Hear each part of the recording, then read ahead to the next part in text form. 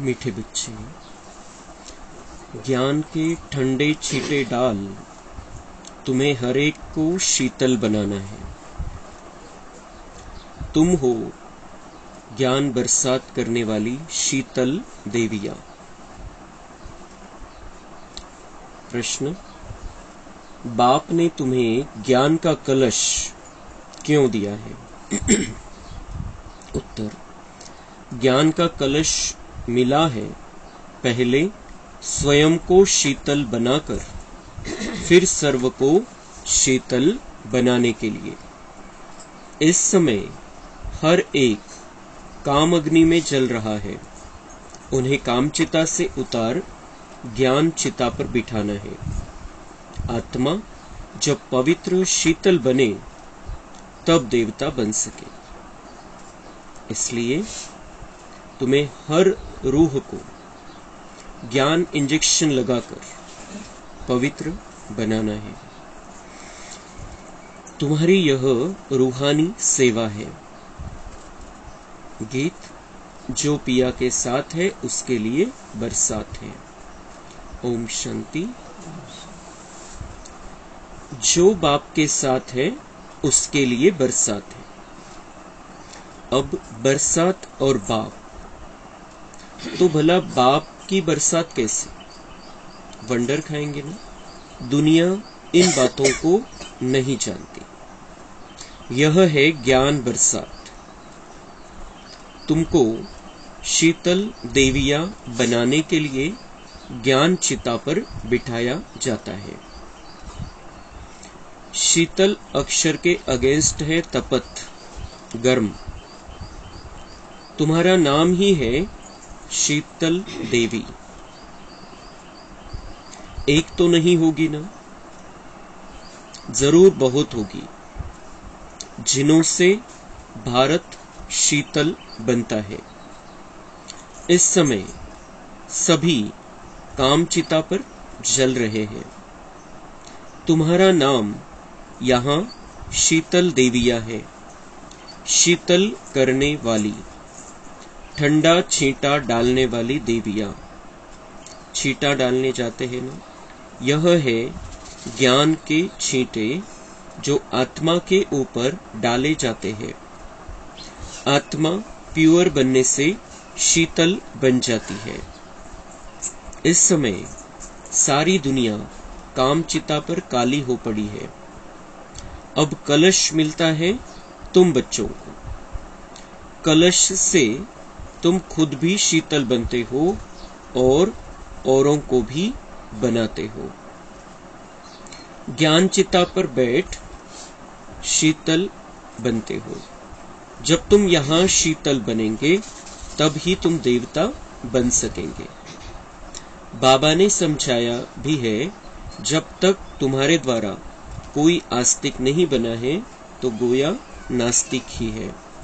बेहद का बाप समझाते हैं, तुम नास्तिक क्यों बने हो? बेहद का बाप जिसको गॉड फादर कहते हो, ऐसे फादर को क्यों भूले हो? फादर का तो ऑक्यूपेशन जानना चाहिए। वह है बीज रूप, सत चित आनंद, ज्ञान का सागर, शांति का सागर। सब विशेषताएं उनमें है। उनकी विशेषताएं अलग है। उनको ही कहा जाता है तुम माता पिता हम बालक तेरे, तो जरूर वह माँ बाप होगा ना। जब तक अलफ को नहीं जाना है तब तक सीधा हो नहीं सकते। यह तो जानते हो कि सतयुग में भारत में गॉड गॉडेज का राज्य था। लक्ष्मी नारायण को गॉड गॉडेज कहते थे। जो देवी देवता धर्म वाले होंगे वह समझेंगे कि बरोबर लक्ष्मी नारायण इस भारत के पहले पहले मालिक थे। 5000 वर्ष की बात है। तो बाबा म्हणता है, परमात्मा कौन है ये दुनिया वाले नहीं जानते, तुम जानते हो। उनकी विशेषताएं बहुत सारी अलग आहे सबसे। परमात्म्याचे जे विशेषता आणि परमात्म्याची जी महिमा आहे ती कोणाचीच होऊ शकत नाही या दुनियेमध्ये। कुठलीही देवी देवताची ती महिमा नाहीये जी परमात्म्याची आहे। तो सत्य आहे, आनंद स्वरूप आहे, तो ज्ञानाचा सागर, शांतीचा सागर, प्रेमाचा सागर आहे। दयेचा सागर आहे. तर अशी विशेषता जी खूप स्पेशल विशेषता आहे ती कोणाचीही दुसऱ्या कोणाची दुनियामध्ये नहीं है. तो उस भगवान को हमने पहचाना है. वो भगवान लक्ष्मी नारायण को इस विश्व का मालिक बनाते हैं.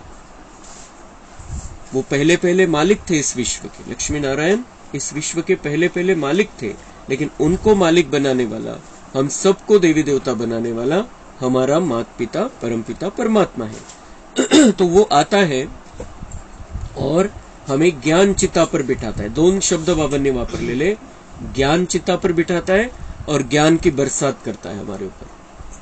दोन्ही वेगवेगळ्या गोष्टी. ज्ञान चितेवरती बसल्यामुळे काय होतं, त्या आगीमध्ये आपण जसं आगीमध्ये कोणते सोनं जर ठेवलं आणि आगीमध्ये सोनं जर ठेवलं तर त्याच्यामध्ये जे मिक्सचर आहे ते सगळं जळून खाक होऊन जातं, जी भेसळ झालेली, आणि प्युअर सोनं आपल्याला मिळतं. तर तसं आपल्याला ज्ञान चितेवरती बाबा बसवतो आणि आपल्यामध्ये त्या ज्ञानामुळे आपल्यामध्ये जी काही खराबी आलेली द्वापरपासून ती सगळी जळून खाक व्हायला सुरुवात होते. ज्ञान चितेचं हे महत्व. आणि दुसरं बाबा म्हणतात, जो मेरे साथ में है, जो बाप के साथ में, उनके लिए बरसात है, उनके लिए ज्ञान की बरसात है. बाबा हे ज्ञानाचा पाऊस पडतोय आपल्यावरती, ज्ञानाचे छिटे टाकतोय, थेंब टाकतोय ज्ञानाचे. आणि हे ज्ञानाचे थेंब म्हणजे मुरली, आणि या मुरलीच्या द्वारे आत्मा शीतल शीतल होत जाते, म्हणजे थंडी होत जाते. जी विकारांची गरमी आहे ती समाप्त होत जाते आणि आत्मा शांत शीतल होत जाते. तो बाबा म्हणताय कि तुम सब कौन हो? शीतल देविया हो. शीतला देवीचे मंदिर असतात. तर बाबा म्हणताय वो एक तो नहीं होगी, तुम सब ने मिलकर भारत में जो विकारों की आग थी उसको शांत किया है. और इसलिए हम सब बाबा के बच्चे, अभी हमारा शीतला देवी का पार्ट है. या दुनियेमध्ये जी विकारांची आग लागलेली, विशेष काम विकाराची आग आहे, दुसऱ्या सगळ्या प्रकारचे विकार आहे, तर त्या सगळ्यावरती आपल्याला हा ज्ञानाचा, आपल्या व्हायब्रेशनचा वर्षाव करायचा आहे आणि या दुनियेला पुन्हा शांत करायचंय. इथली गरमी, जी विकारांची गरमी, तिला समाप्त करून शीतल बनवायचे, थंड बनवायचे. जसं ते देवीचा रोग असतो, देवीचा रोग निघाल्यावरती अशी पद्धत आहे दुनियेमध्ये, असं मानलं जातं की शीतला देवीच्या मंदिरामध्ये जावं लागेल. वो गर्मी के कारण निकलता है देवीचा रोग जो होतो, आणि अशी मान्यता आहे की ते शीतला देवीच्या मंदिरामध्ये गेल्यावर शांत होऊन जाईल. दुधाचे शिंतोडे टाकतात त्याच्यावरती. तो भगवान क्या करता है, हमारे अंदर जो गर्मी है उसको निकालने के लिए हमारे ऊपर ज्ञान की बरसात डालता है, ज्ञान की छींटे डालता है, और हमें फिर अपनी विकारों की गर्मी को शांत करना है. बाबा से वो बरसात प्राप्त करके ते ज्ञानाचे शिंतोडे आपल्यावरती घेऊन आपल्याला आपल्यातल्या विकारांना शांत करायचंय, थंड करायचंय, समजदारीने चालायचंय. ज्ञानयुक्त समजदारी आपल्या जीवनामध्ये आली पाहिजे. त्यानुसार आपल्याला आपलं जीवन जगायचंय. आणि मग ज्या दुनियावाल्यांची जी गरमी आहे, विकारांची जी गरमी त्यांच्यामध्ये आलेली आहे, त्यालाही शांत करण्यासाठी आपल्याला त्यांच्यावरती ज्ञानाचे शिंतोडे टाकायचे, जेवढं शक्य होईल, जसं शक्य होईल. नाही तर मनसा सेवा करायची. कोणी वाणीने ऐकायला तयार नाही तर मनसा सेवा करायची, व्हायब्रेशन द्यायचे, शुभ भावना ठेवायची. लेकिन दुनिया की आग, जो विकारों की आग है और उस कारण दुख है, वो हमारे द्वारा ही शांत होनी है अब. आणि म्हणून बाबा म्हणतात, तुमचा आता हा जो शीतला देवीचा पार्ट आहे, हा तुम्हाला आता बचावायचा. स्वतःला आधी शांत करून घ्या, स्वतःतली गरमी विकारांची समाप्त करा पहिले.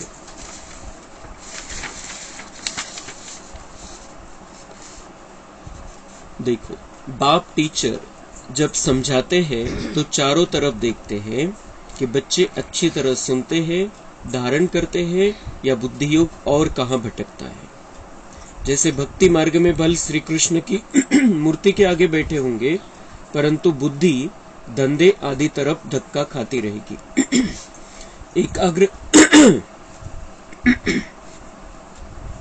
एकाग्रचित्त उस चित्र में भी नहीं रहेंगे. यहां भी पूरी पहचान नहीं है तो फिर धारणा भी नहीं होती है. शिव बाबा यह माया को वश करने का वशीकरण मंत्र देते हैं. कहते हैं, तुम अपने परमपिता परमात्मा शिव को याद करो. तो बाबा म्हणता है यहाँ जब मुरली सुनने बैठते हो तो बुद्धि योग बाहर नहीं भटकना चाहिए. अगर मुरली हम ध्यान से सुनेंगे, एकाग्रचित्त होकर सुनेंगे, तर बाबा म्हणताय ती धारणेची ताकद पण तुमच्यामध्ये येईल. धारणेची ताकद केव्हा येईल आणि केव्हा आपण ज्ञान एकदम लक्षपूर्वक ऐकू, जेव्हा बाबावरती संपूर्ण निश्चय कि शिव बाबा ये जो मुरली सुना रहे, ये जो ज्ञान की बात मुझे समझा रहे हैं, ये मेरे कल्याण के लिए है, मेरा भाग्य बनना है इस ज्ञान की बात से. तेव्हा बाबा म्हणताय मन एकाग्रचित्त होऊन ऐकेल, बुद्धीमध्ये त्याची धारणा होईल. भक्ती मार्गामध्ये बाबा म्हणताय भक्ती मार्गामध्ये काय असतं की श्रीकृष्णाची मूर्ती समोर ठेवलेली आहे, त्याचं दर्शन करायचंय, त्याची महिमा मनामध्ये चाललेली आहे, पण बुद्धी इकडे तिकडे भटकती है. तो ऐसा बाबा म्हणताय यहाँ पर नहीं होना चाहिए. यहाँ पर एकाग्रचित्त होकर हमें मुरली की बातों को लेना है, स्वीकारना है.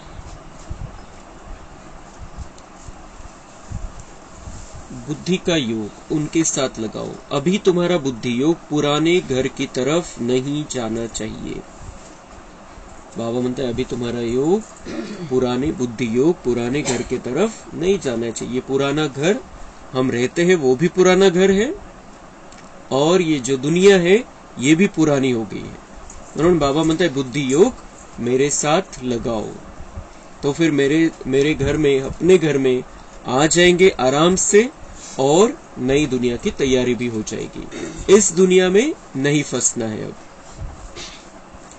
बुद्धि योग बाप के साथ लटका रहना चाहिए, क्योंकि तुम सबको मेरे पास आना है. मैं पंडा बनाया हूं तुमको ले चलने के लिए. यह शिव शक्ति पांडव सेना है. तुम हो शिव से शक्ति लेने वाले. वह है सर्वशक्तिवान.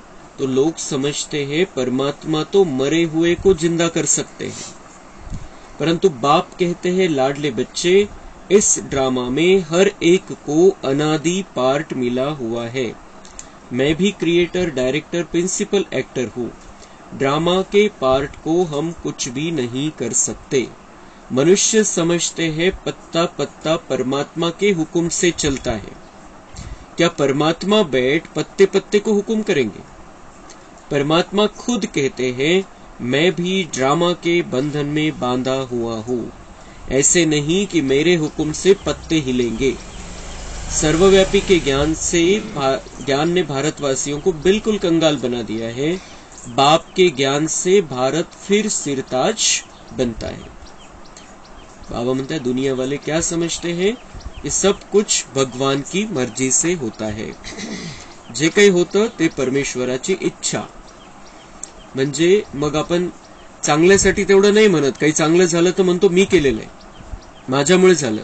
आणि काही वाईट झालं आपल्यासोबत, काही दुःखदायी घटना झाली, त्याची इच्छा आहे, असं आपण त्याला क्रेडिट देतो त्याचं दुःखाचं. आणि सुखाचं क्रेडिट आपण घेत असतो की माझ्यामुळे झालं, मी केलेलं आहे. तो बाबा कहते मैं कुछ नहीं कर सकता हूं, तुम्हारा कर्मों का हिसाब किताब है.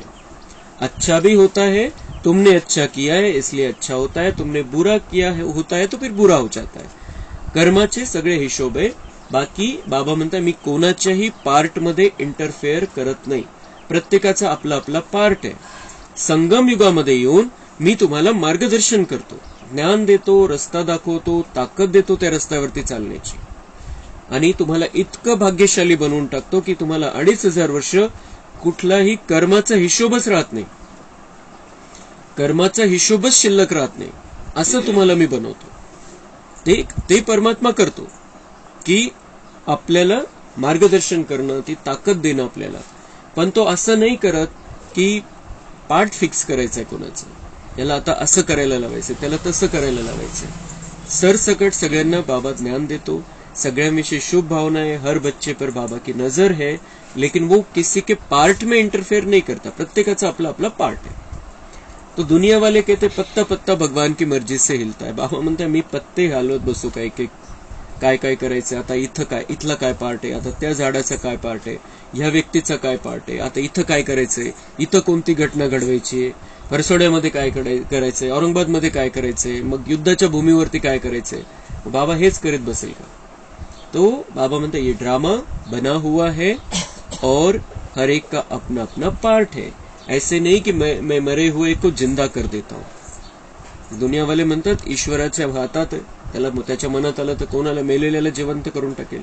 बाबा म्हणताय मैं किसी के पार्ट में इंटरफेयर नहीं करता हूं. जो कुछ होता है ड्रामा में नोंदा हुआ है. असं नाही की 5000 वर्षापूर्वी झाली नाही ती गोष्ट आणि बाबांनी आता करून टाकली. बाबांना आता वाटलं, दया आली आपल्यावरती खूप जास्त आणि बाबांनी ते केलं आपल्यासाठी. असं नाही करत. बाबा म्हणताय मैंने भी अपने आप को ड्रामा के बंधन में बांध लिया है. जो काही ड्रामा आहे त्यामध्ये जो काही माझा पार्ट आहे तो मी बजावणार. तुमचा पार्ट तुम्ही बजावायचा आहे. तुम्हाला जो पार्ट या ड्राम्यामध्ये मिळालेला आहे तो आता संगम युगामध्ये खूप सुंदर पार्ट आहे आणि या पार्टला तुम्ही चांगल्या प्रकारे हँडल करायचंय, चांगल्या प्रकारे तो पार्ट बजावायचा आहे आणि आपल्यासाठी जन्मजन्मांतराचं भाग्य बनवून घ्यायचंय. असं नाही की बाबा वाटप करतोय, आपल्याला ते भाग्य बनवून घ्यायचंय आपल्या पुरुषार्थाद्वारे आणि त्यासाठीच बाबांची मुरली आपल्यासाठी मार्गदर्शक आहे. आणि त्या मुरलीला जितकं आपण स्वीकारतो आतल्या आत तर तितके आपल्याला त्या मुरलीला जीवनामध्ये आणण्याची ताकद पण बाबा देतो. लेकिन बाबा हमारा पार्ट फिक्स नहीं करता है. किसी का भी पार्ट फिक्स करके वो आया नहीं है. ब्रह्मा सरस्वती का पार्ट बाबा ने बता दिया था कि ये लक्ष्मी नारायण बनने वाले हैं, लेकिन फिर भी वो पार्ट बताने के बाद भी बाबांनी त्यांना पुरुषार्थ करायला लावला. त्यांना सगळ्यांसमोर उदाहरण ठेवायचं होतं म्हणून तो पार्ट बाबांनी डिक्लेअर केला कि ये मम्मा बाबा ही लक्ष्मी नारायण बनने वाले हैं. फिक्स सांगितलं बाबांनी, ये बनने वाले हैं. लेकिन किस आधार से बनेंगे? इन्होंने 5000 साल पहले भी पुरुषार्थ किया था, उसके 5000 साल पहले भी पुरुषार्थ किया था और उस आधार से ये लक्ष्मी नारायण बने थे. ये अपने पुरुषार्थ को ड्रामा प्लान अनुसार फिर से रिपीट करेंगे और फिर से लक्ष्मी नारायण बनेंगे. तर कोणाचाही पार्ट बाबांनी ठरवला नाही किंवा बाबा करून तो तसा पार्ट त्यांच्याकडून बजावून घेत नाही. हे सगळी आपली इच्छा आहे, आपली मर्जी आहे. बाबा फक्त आपल्याला सल्ला देतोय. हा ईश्वरीय सल्ला ऐकून आपण आपल्या जीवनामध्ये खूप मोठं परिवर्तन आणू शकतो, इथल्या पण आणि येणाऱ्या भविष्यामध्ये पण.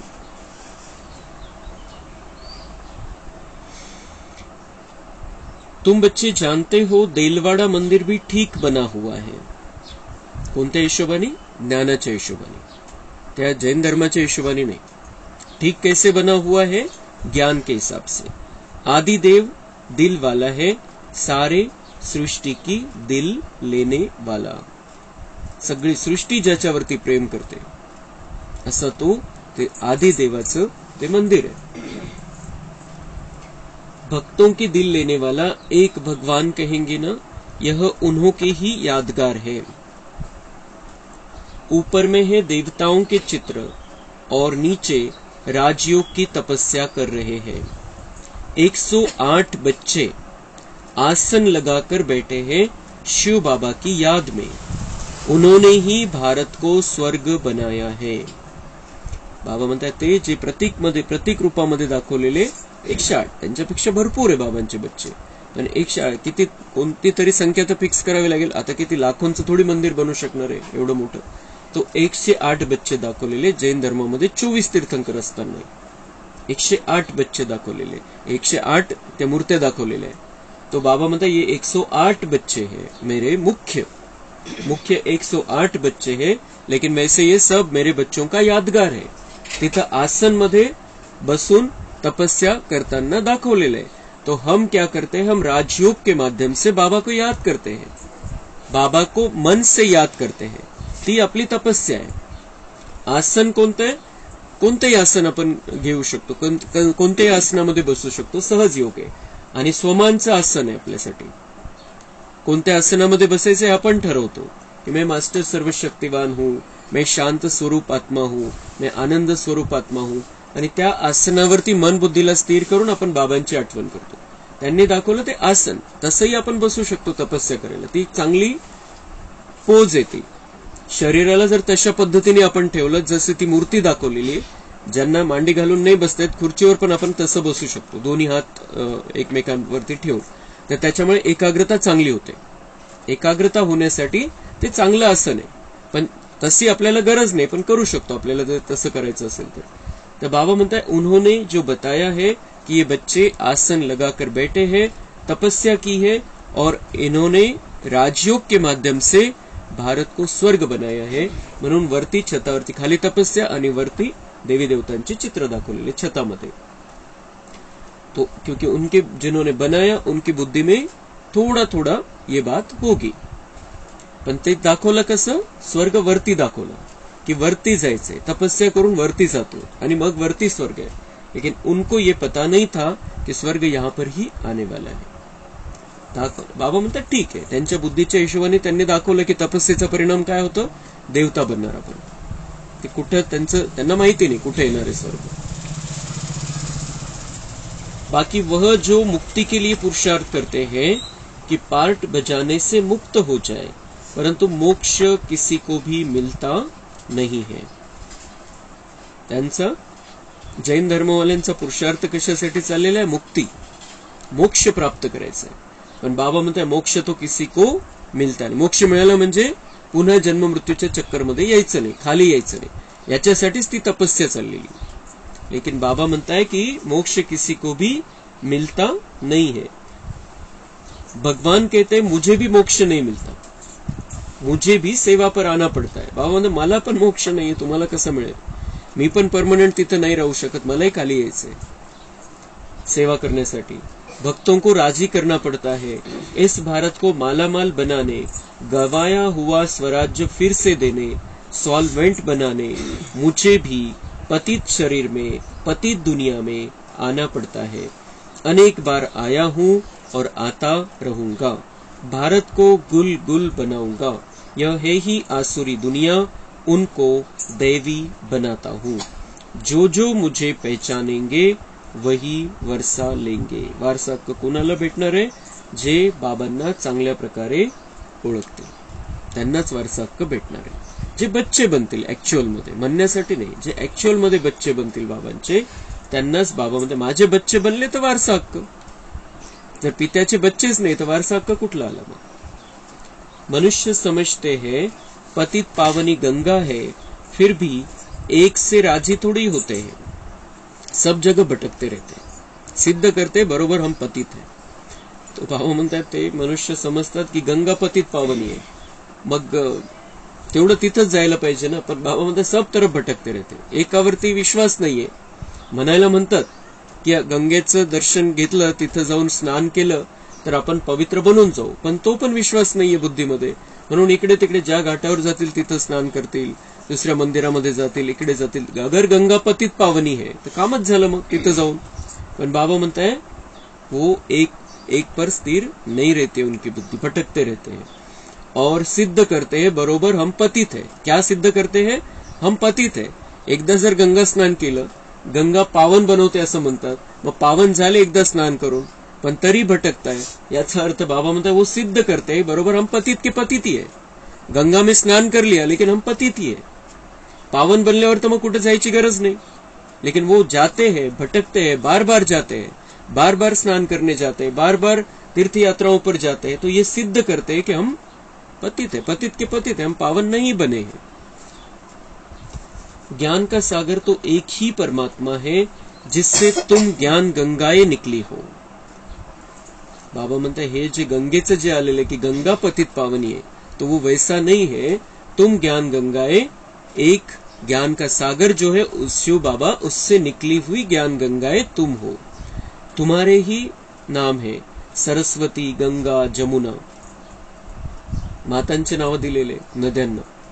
तो बाबा म्हणता ये तुम्हारे ही नाम है, तुम्हें ही गंगा बनकर, सरस्वती बनकर, जमुना बनकर जाना है. सब तरफ बहते रहना है. ज्ञान की बरसात जो अपने में ले रहे हो, तो उस ज्ञान को सब तरफ बांटते चलना है. गंगा नदी पर भी मंदिर बना हुआ है.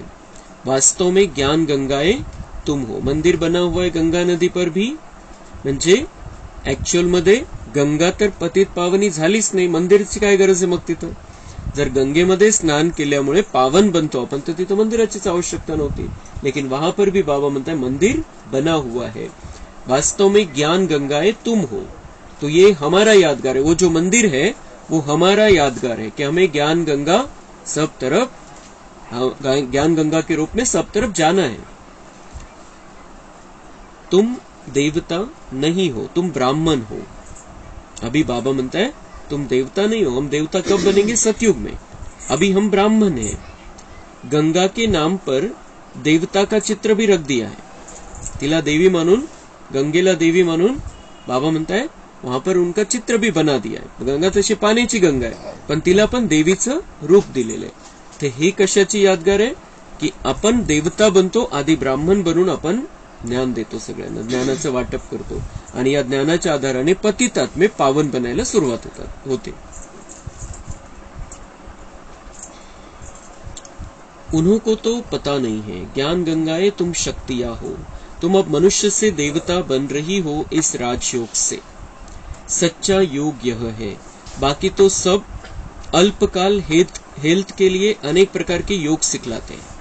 यह एक ही बाबा के साथ योग लगाने से हम एवर हेल्दी बनते हैं।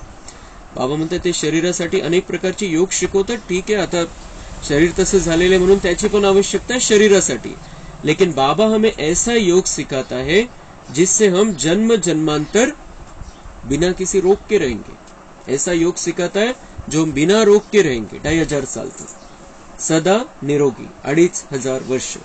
ऐसा योग बाबा आपल्याला शिकवतो। उससे कनेक्शन, फिर वो करंट आती है, फिर आत्मा पावन बन जाती है, और फिर आत्मा पावन तो कोई रोग भी नहीं। अब बाप बैठ भारत को स्वर्ग बनाते हैं। जब तक अपने को आत्मा परमात्मा का बच्चा नहीं समझा है तब तक वर्षा मिल न सके। बाबा म्हणते जब तक अपने को आत्मा नहीं समझा है, जब तक अपने को परमात्मा का बच्चा नहीं समझा है, तेव्हापर्यंत बाबा म्हणते विसरून जा वारसा हक्क। कैसे मिलेगा? अगर हमने उसके साथ संबंध ही नहीं जोड़ा है, बाप बेटे का संबंध ही नहीं है, तो वारसा क्यों देगा वो हमें? तो बाबा म्हणते हैं वर्षा नहीं मिलेगा। कब मिलेगा वर्षा? जब तुम अपने आप को आत्मा समझो और परमात्मा का बच्चा समझो, ते बिलकुल तशा प्रकारची निश्चय बुद्धी, तेव्हा बाबा म्हणते मी वारसा हक्क देईल।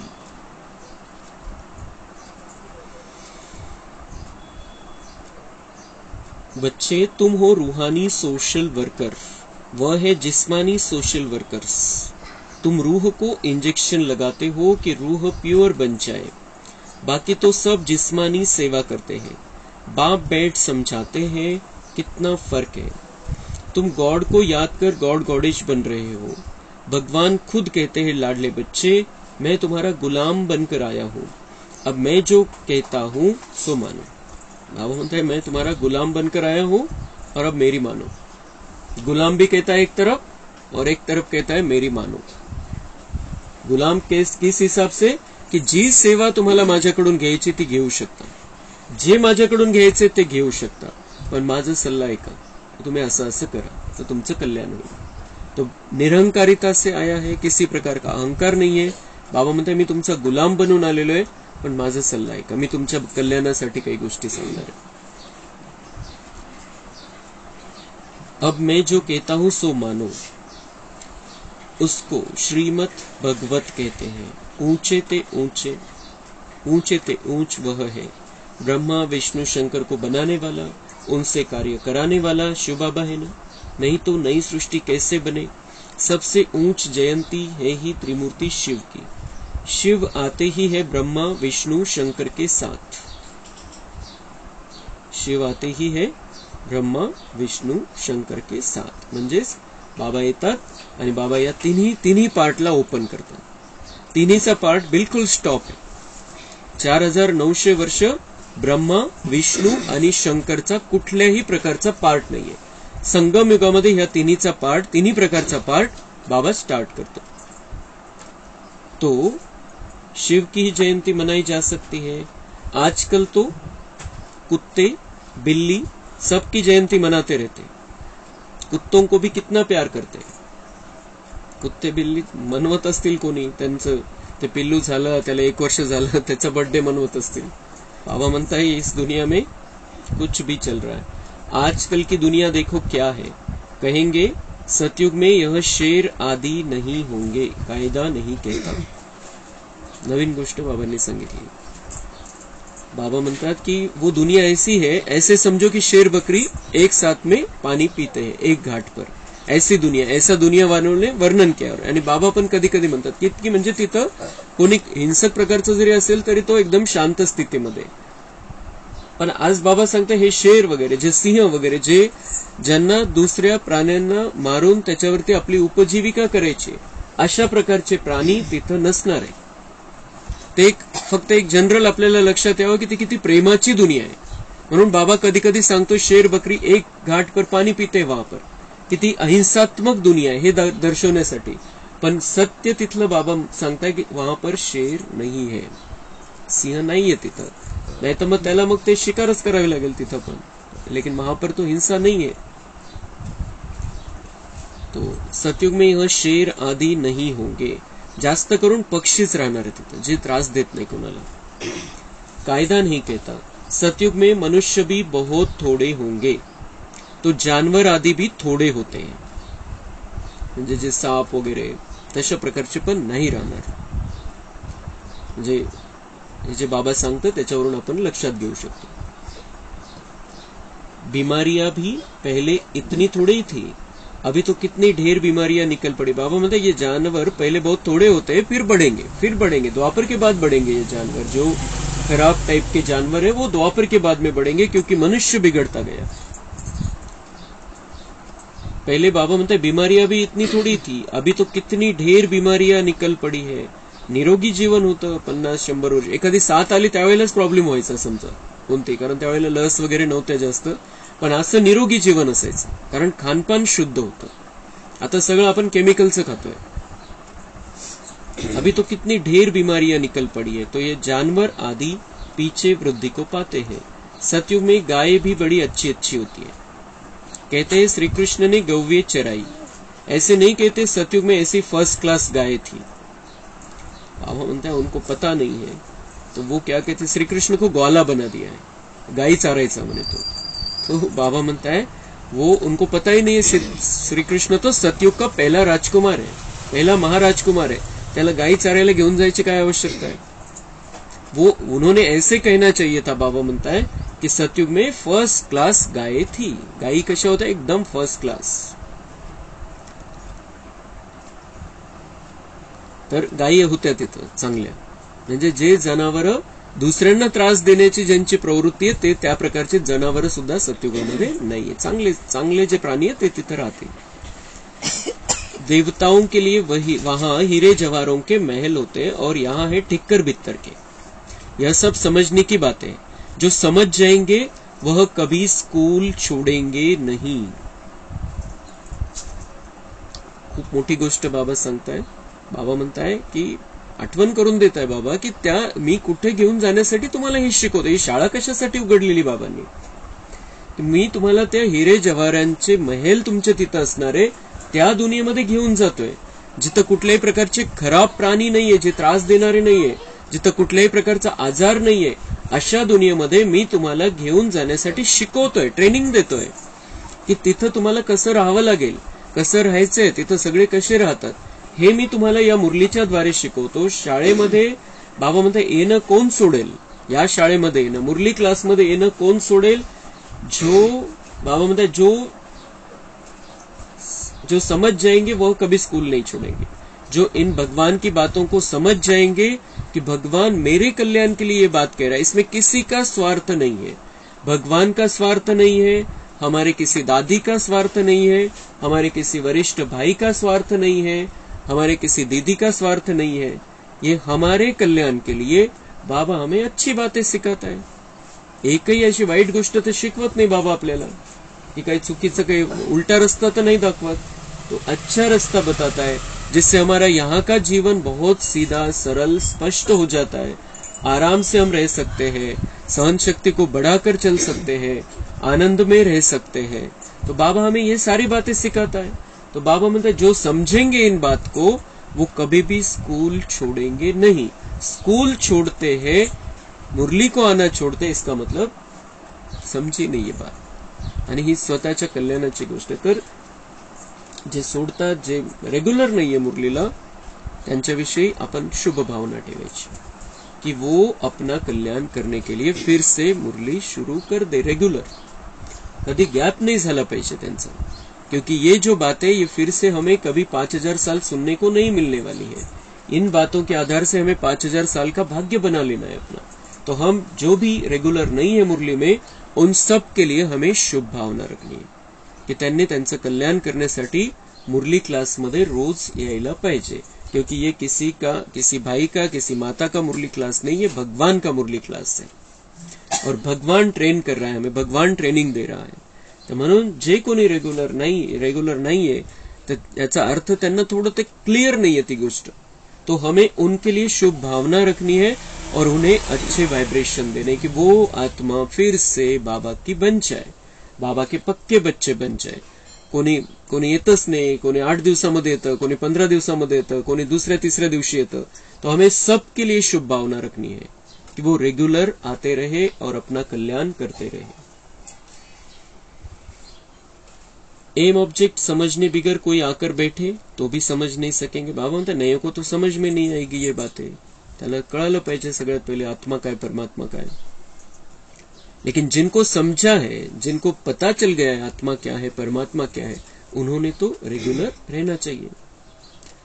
जहां भी सत्संग में जाते हैं वहां एम ऑब्जेक्ट कुछ होती नहीं।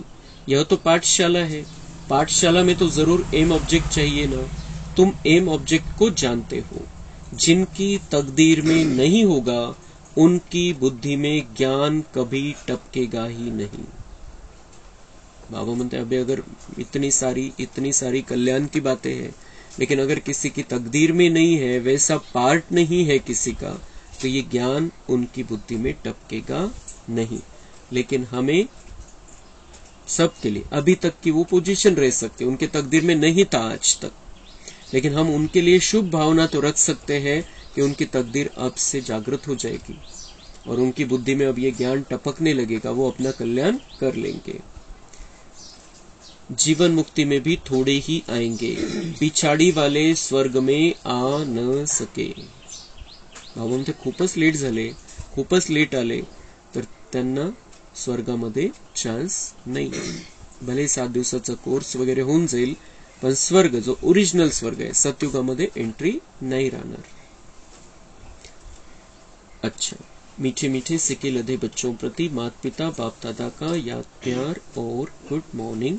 रूहानी बाप की रूहानी बच्चों को नमस्ते।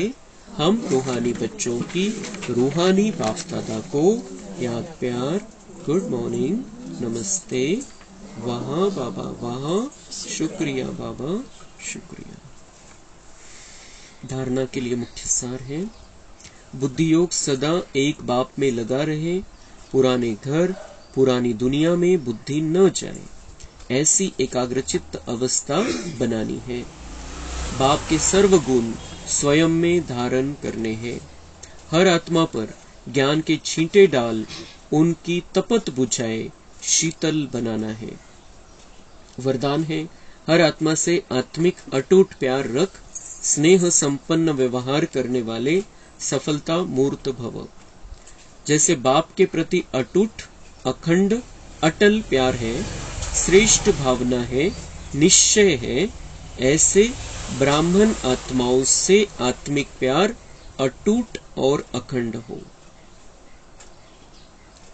बाबा म्हणतात जसं माझ्याविषयी बाबांविषयी जसं तुम्हाला अतूट अखंड आणि अटल प्रेम आहे, जे कधीही संपणार नाहीये, अनलिमिटेड। बाबा म्हणतात तुम्ही माझ्यावरती प्रेम करता, तसं तुम्ही ब्राह्मण आत्म्याविषयी सुद्धा स्नेहाची भावना ठेवा। जो बाबा के बच्चे बन गए हैं उनके लिए प्यार की भावना हमारे मन में होनी चाहिए। भले संस्कार कम ज्यादा हो सकते हैं, उनके कुछ खराबियां हो सकती है, लेकिन हमारा उनके प्रति स्नेह कभी भी टूटना नहीं चाहिए। आत्मा के प्रति स्नेह,